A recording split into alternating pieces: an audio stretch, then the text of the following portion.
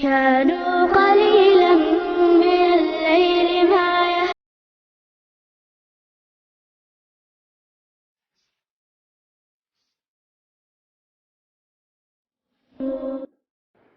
بسم اللہ الرحمن الرحیم الحمد للہ رب العالمین والصلاة والسلام علی اشرف الانبیاء وسید المرسلین وعلی آلہ وصحبہ اجمعین اما بعد فاعوذ باللہ من الشیطان الرجیم بسم اللہ الرحمن الرحیم لقد كان لسبإ في مسكنهم آية جنتان عن يمين وشمال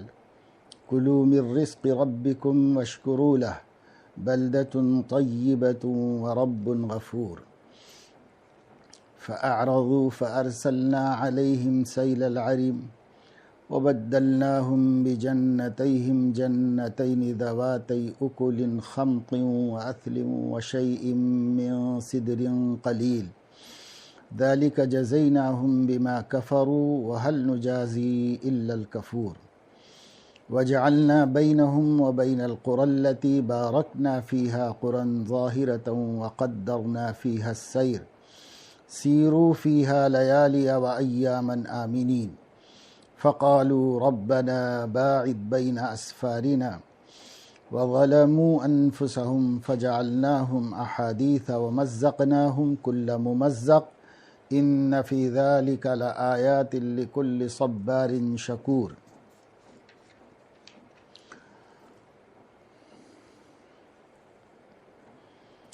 کل سلسلے تذکیر و موعظت کے عنوان سے قرآن مجید میں سورہ نحل کی 3 آیتوں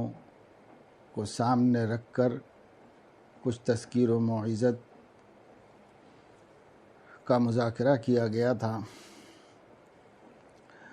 آج اس سلسلے کی دوسری قسط ہے. ہمارے عزیزم اظہر یاسین صلی اللہ علیہ نے کہا کہ اس کو میں محفوظ کر کے شائع کرتا ہوں، اس لیے اس وقت میں ان آیات کا انتخاب کیا گیا ہے جو سورہ سبا کی ہیں، اور ان آیات میں بھی اللہ رب العزت نے ایک مخصوص قوم سبا کا ذکر فرمایا ہے. سبا ایک قوم ہے جو یمن میں آباد تھی، اور اللہ تعالیٰ نے ان کو بہت نعمتوں سے سرفراز فرمایا تھا. عرب کی سرزمین پانی کے اعتبار سے نادر الوجود ہے، اور جو پہاڑوں سے چشمے وغیرہ آتے ہیں وہ بھی آگے ریگستانوں میں جذب ہو جاتے ہیں، جس کی وجہ سے پانی عام طور سے اتنا میسر نہیں ہوتا کہ کھیتی باڑی ہو سکے اور باغات لگائے جا سکیں اور اسے سرسبز و شاداب بنایا جا سکے. لیکن اللہ تعالیٰ نے ان لوگوں کو ایسے اسباب عطا فرمائے تھے اور ایسی نعمتیں عطا فرمائی تھیں کہ ان کے بعض بادشاہوں نے جگہ جگہ ڈیم بنائے تھے، جس کو حجاز والے سد کہتے ہیں اور یمن والے ارم کہتے ہیں. ان ڈیموں میں وہ پانی روکتے تھے اور اسے مناسب طریقے پر آبادیوں بستیوں میں پہنچاتے تھے اور اس سے کاشت کرتے تھے، باغات لگاتے تھے. چنانچہ ایک بہت بڑا ڈیم انہوں نے مأرم یا معارم نامی مقام میں بنایا، جو ان لوگوں کا کیپٹل تھا، اور یہ بہت بڑا ڈیم تھا. اس ڈیم میں انہوں نے پانی بارش کا بھی روکا، چشموں کا بھی روکا، اور اسے نہایت منظم طریقے پر اس سے پانی مختلف کاموں کے لیے استعمال کیا جاتا رہا، جس کے نتیجے میں یمن سے لے کے شام تک ان کے تجارتی آمد و رفت کے جو راستے تھے، ان راستوں میں دونوں جانب باغات ہو گئے. پورا شہر باغات سے وہ سرسبز و شاداب ہوا،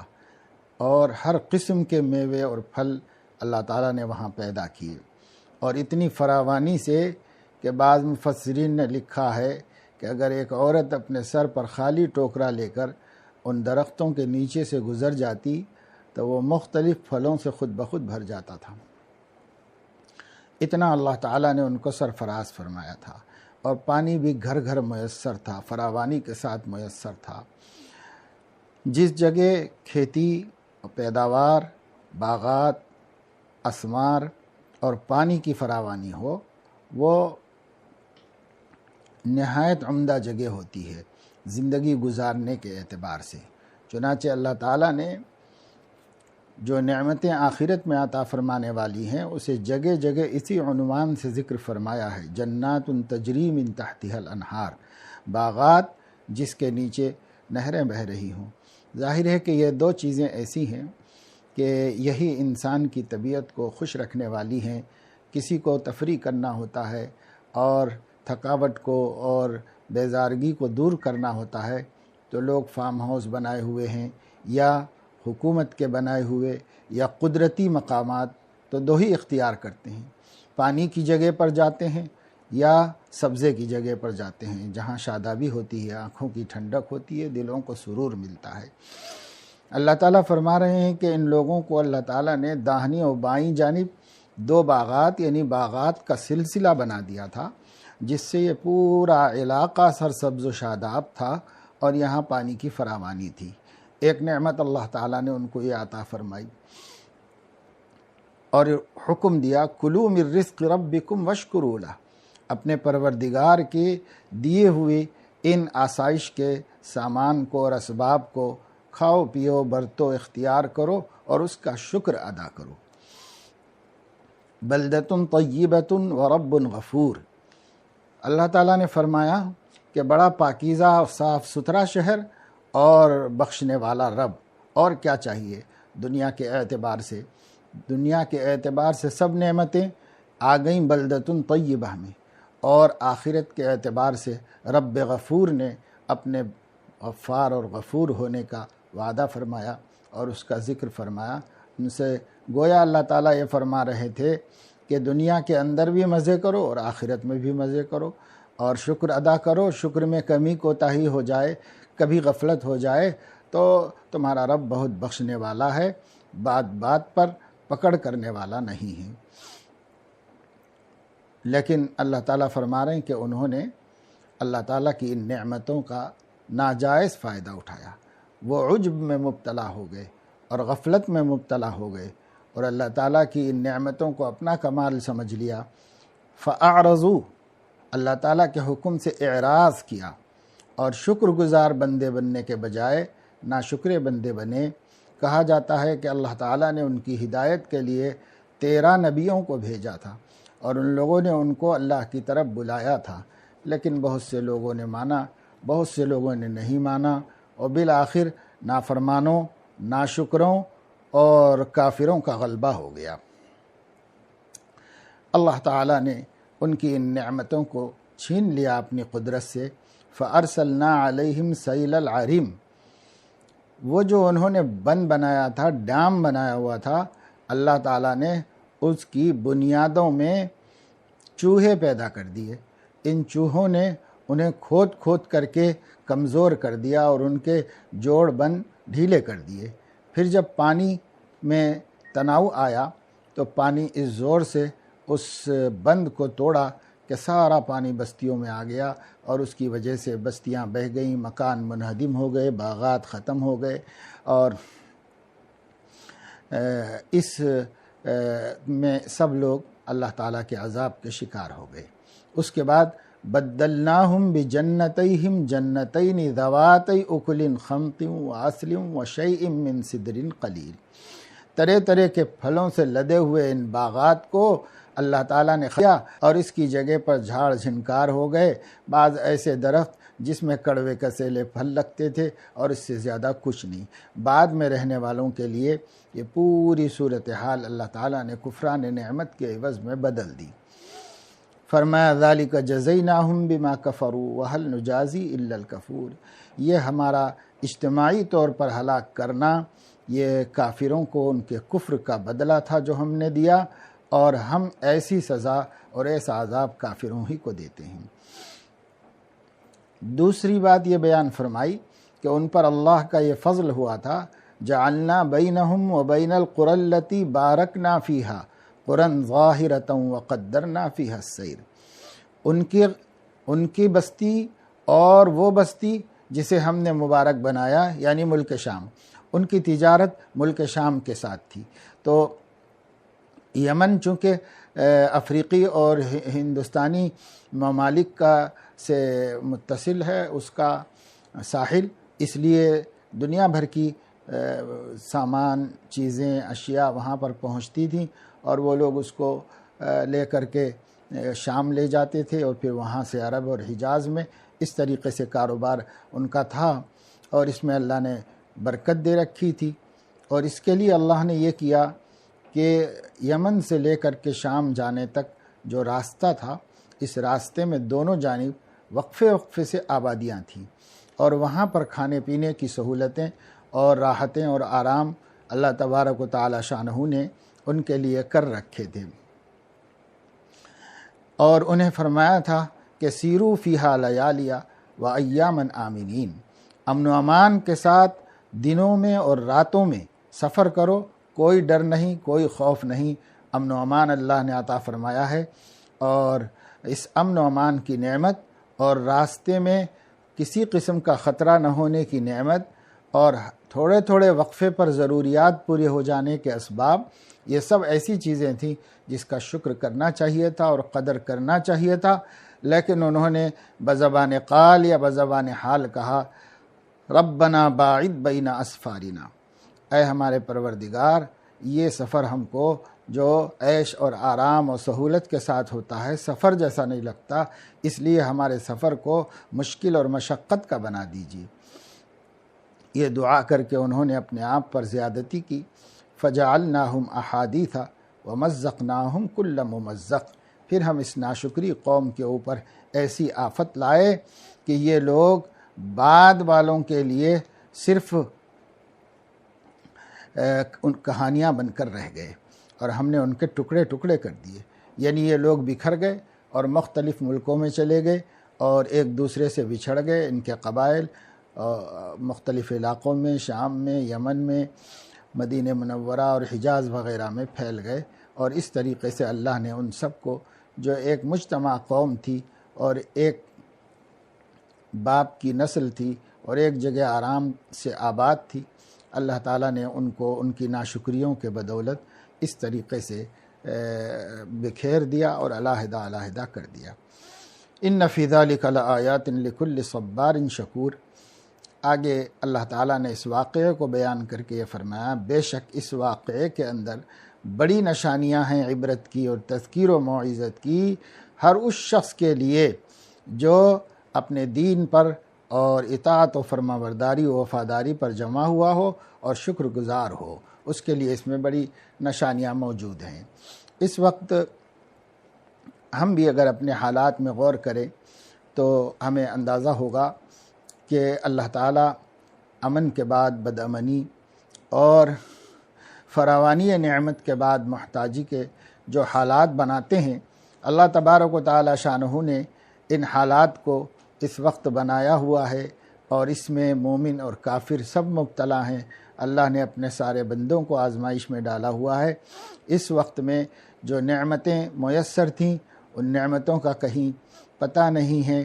اور بہت سے لوگوں کو ابھی تک اندازہ نہیں ہے کہ خود ہمارے ملک کے اندر لاکھوں کروڑوں بندگان خدا ایک وقت کی روٹی کے لیے ترس رہے ہیں، اور وہ ان کا کوئی پرسان حال نہیں ہے، نہ حکومتیں ان پر توجہ دے پا رہی ہیں۔ اللہ کے کچھ بندے جو اپنے سے ہو سکا ایک دوسرے پر رحم و ترس کر کے پھر بھی کچھ کر رہے ہیں، لیکن اس وقت لوگوں کی حالت بہت قابل رحم ہے، اور اللہ کے کروڑوں بندے پریشان ہیں اس ملک میں، دوسرے ملکوں میں، یہاں تک کہ وہ ممالک جہاں جن کو دولت مند کہا جاتا ہے اور جہاں روزی کمانے کے لیے ہمارے مسلمان اور غیر مسلم گئے ہوئے ہیں اور وہاں پھنسے ہوئے ہیں، ان لوگوں کا بھی حال یہ ہے کہ ان کے گھروں میں بند رہ جانے اور محصور ہو جانے کی وجہ سے وقت پر ان کو روزی میسر نہیں ہے، جو آرام سے ٹھاٹھ سے ہوٹلوں میں پھر پھر کر کے کھاتے تھے اور جو آدھا کھا کر آدھا پھینکنے کے عادی تھے، آج ان کو ایک وقت کی روٹی ملنا مشکل ہو گئی ہے۔ اور یہ سب اللہ تعالیٰ کی طرف سے آزمائشیں ہیں، اس میں اللہ کے قدرت کی نشانیاں ہیں۔ ہمیں پچھلے لوگوں کے واقعات اور حالات میں غور کرنا چاہیے، اللہ تعالیٰ کی بغاوت اور نافرمانی سے باز آ جانا چاہیے۔ دوسری قومیں اپنے عقیدے کے مطابق کچھ بھی سوچتی ہوں گی، لیکن مسلمانوں کو قرآن حدیث کی روشنی میں اور اپنے عقیدے کے مطابق بس یہ بات بار بار سوچنا چاہیے، جب تک وہ اپنے روٹھے ہوئے مولا کو راضی نہیں کریں گے اس وقت تک ان کے مسائل کا کوئی حل نہیں نکل سکتا۔ اللہ تعالیٰ اپنے ہونے کا احساس دلاتے ہیں اور اپنی نگرانی کا احساس دلاتے ہیں۔ فلا تحسبن اللہ غافلا عما يعمل الظالمون، غافل لوگ یہ نہ سمجھیں کہ اللہ غافل ہے لوگوں کے اعمال سے۔ لوگ جو بھی اعمال کر رہے ہیں، ظلم کر رہے ہیں، کفر کر رہے ہیں اور اللہ تعالیٰ کی بغاوت کر رہے ہیں، ناشکری اور ناقدری کر رہے ہیں، تو اللہ بغافل، اللہ تعالیٰ غافل نہیں ہے، اور تم مت سمجھو کہ اللہ تعالیٰ اس سے غافل ہے۔ لا تحسبن اللہ غافلا، ایسا مت سمجھو، یہ غلط خیال ہے۔ اللہ تعالیٰ دیکھ رہا ہے، اور یہ کبھی کبھی اللہ رب العزت اہل ایمان پر بھی مصائب کو لاتا ہے تاکہ وہ غفلت میں سے نکلیں اور تیقظ و بیداری کی حالت میں آئیں، اللہ کی طرف دھیان دیں، توجہ دیں۔ ہمیں چاہیے کہ ان دنوں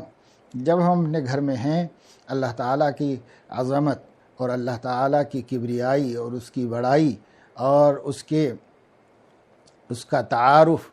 اور اس کی پہچان اپنے بچوں کو اور گھر والوں کو بتائیں اور بار بار سنائیں۔ یہ موقع اچھا ہے کہ جب ہم گھر میں ہیں، اس شر میں سے اور اس مصیبت میں سے ہم خیر اور نعمت کو نکال سکتے ہیں، اس طور پر کہ اس گھر میں رہنے کے زمانے میں اپنی اولاد کی طرف جو بے توجہی کی ہے اور ان کی ایمانی اور اسلامی تربیت میں جو کوتاہی کی ہے اس کی کچھ تلافی کر لی جائے۔ اور اس موقع پر ایمان، عقیدہ، توحید کی حقیقت، اللہ تعالیٰ کے وجود اور اللہ تعالیٰ کی صفات کے ذریعے سے اللہ تعالیٰ کے احسانات کا تعارف اپنے بچوں کو کرانا چاہیے۔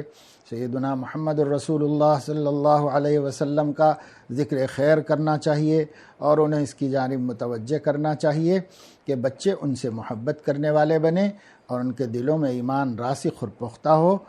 حالات چاہے کتنے خراب ہو جائیں، اگر ایمان پختہ ہے تو اس کا مقابلہ کرتے ہوئے آدمی ایمان پر مرے گا، ایمان کا سودا نہیں کرے گا، اور اگر ایمان کمزور ہے تو حالات میں گھبرا جائے گا اور ہو سکتا ہے کہ آدمی ایمان سے ہاتھ دھو بیٹھے۔ اس لیے یہ وقت ہے اللہ کی طرف خود رجوع ہونے کا اور اپنے گھر والوں اور اپنے ماتحتوں کو اللہ کی طرف رجوع کرنے کا اور اسلامی اور ایمانی تعلیم و تربیت کا۔ اللہ تعالیٰ اپنے فضل و کرم سے ہمیں توفیق عمل نصیب فرمائے کہ ہم اللہ تعالیٰ جس حال میں رکھے اس حال میں اللہ سے راضی رہنے والے بنیں اور اللہ تعالیٰ سے بدگمان نہ ہوں، اللہ تعالیٰ کو بھیجے ہوئے ہر حال کو اپنی تربیت اور اپنے اصلاح کا وسیلہ اور ذریعہ تصور کریں اور اس میں خوش رہیں اور شکر گزار زندگی گزاریں، توبہ، انابت اور استغفار کا اہتمام کریں۔ آمین۔ وآخر دعوانا الحمد للہ رب العالمین۔